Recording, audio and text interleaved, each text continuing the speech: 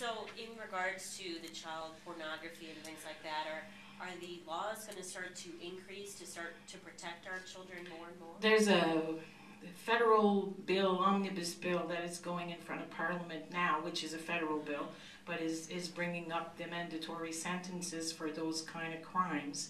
One of the problems that has been happening is resource-wise, because you can have somebody in Kuwait looking at pictures of children in New Brunswick, and you need so many resources. But we are there. There's some people that are very good, a limited number. I think we will need at one point to add resources to help those police officers who do this job of every day. We had some of the worst case in the province of New Brunswick dealing. We have somebody who's I won't talk specifically, but it was public. He had 1 million images in his possession, and that's the worst case that I ever saw in Canada.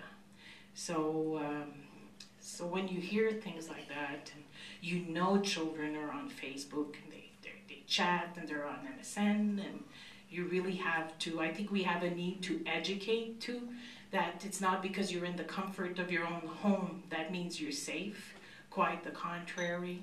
But we need more resources, because some of the police officers told us that in other jurisdictions they have a couple of police officers who they're on the computer all day.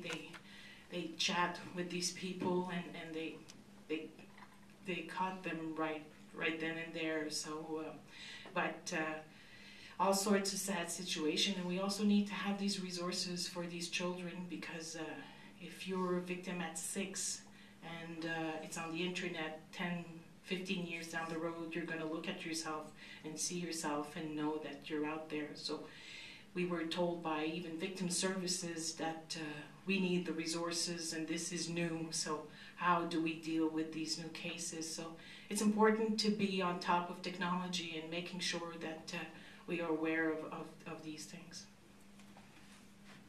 Thank you very much. Oh, go ahead.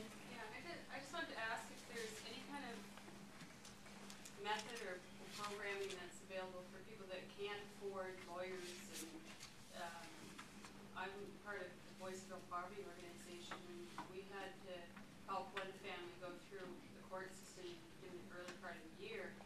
And I didn't know what to do, because I've never gone through that process before either, but I went with them down to the courthouse and asked, well, here's the situation. They have a court date just, coming up. How soon do we have to put something into the court? What kind of forms we use? And we were just told, go to the internet. Go to gnv.ca justice. And there was forms, like 200 forms or something. And I mean, we got something in, and thank goodness there was a really good judge who was very lenient on the process we did, because it wasn't the right one. But I'm just wondering if there's anything available for low-income families that we see that could help them through the courts in terms of if they do find themselves in a situation that they have to go. We have, you can always call the department or email myself if ever you need some help. There is some lawyers, surprisingly, I know people are surprised, but there are some lawyers willing to do pro bono work, and sometimes we can make references to. Also, I got the news yesterday that the University of Moncton is starting a legal clinic under the supervision of a teacher there, from the leadership from that teacher. So I think that could be helpful for our region. I know you have schools like Dal, which they have their own legal clinic, and they've been really successful. Our legal aid system is, I think, the second worst in Canada. We have almost no services. We have certain services in regards to criminal, family law, almost none. And we're looking into it. We're looking into trying to find for those families that need help to navigate through the system, that do want to be represented.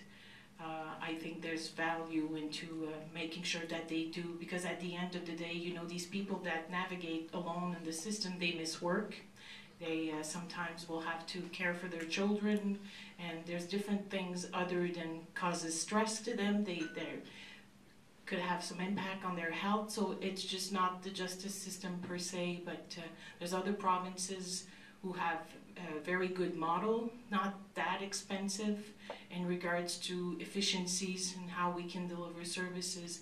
And legal aid has been studied to death. We just need to make decisions on how we want to carry the system. And for me, I don't think it's acceptable that a woman who is, we're seeing more and more just regular cases costing women $40,000, you know, for a simple separation or divorce. You know, that is unacceptable. So you can imagine if it cost her 40, it may cost the other party 40. So you have people who are going to lose their house and their livelihood because of a system that is so slow and costly.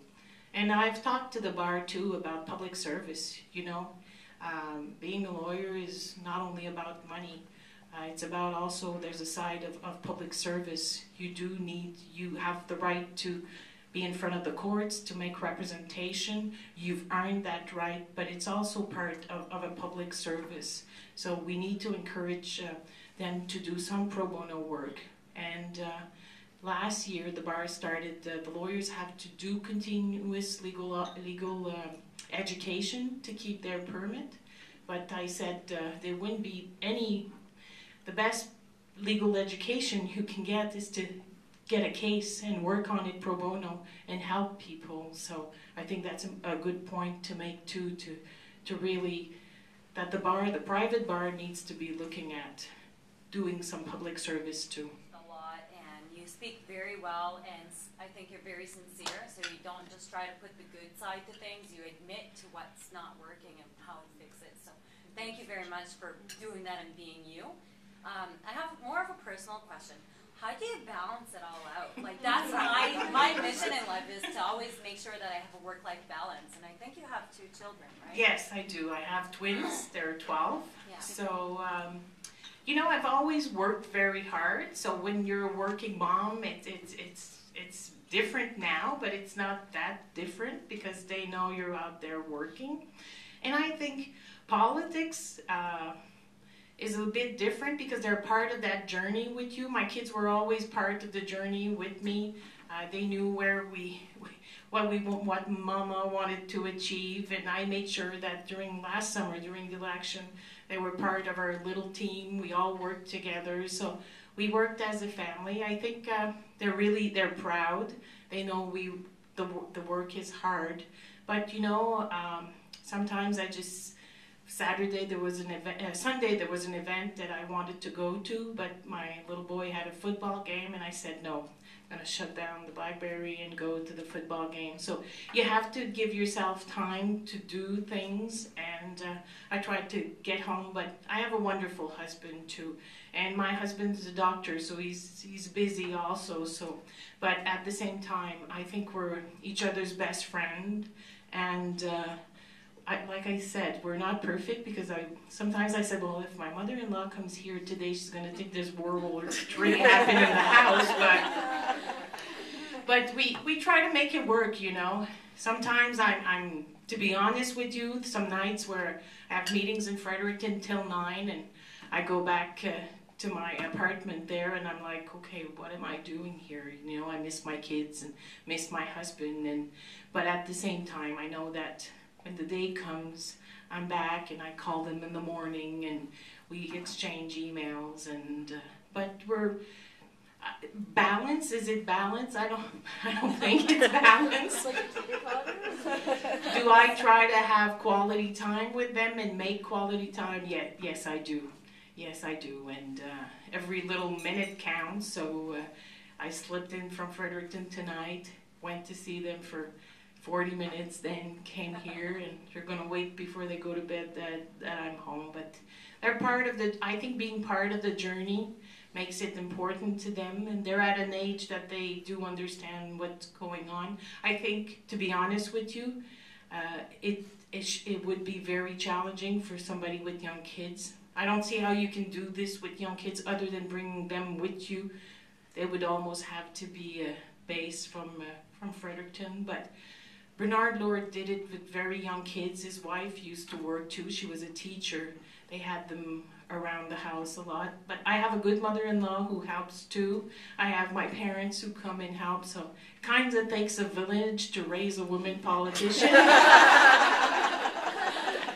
Last week my son was sick and I had to call Darlene to pick him up. So I wasn't there. So it's not what I mean by the village. But I think it's doable. It's doable. So, but at the same time, I do think that no matter what job we occupied, being a mom is the most important job we can do.